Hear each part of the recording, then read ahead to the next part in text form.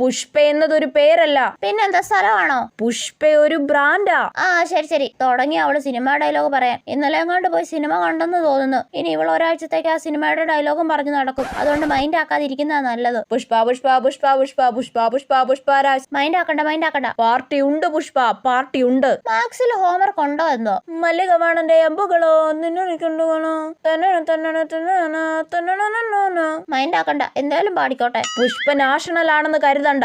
അതിന് ഞാനൊന്നും കരുതുന്നില്ലേ. ഇന്റർനാഷണൽ. ഓ, പുഷ്പ എന്നാൽ ഫ്ലവർ ആണെന്ന് വിചാരിച്ചോ? ഞാനൊന്നും വിചാരിച്ചിട്ടില്ലേ. ഫയർ അല്ലേ?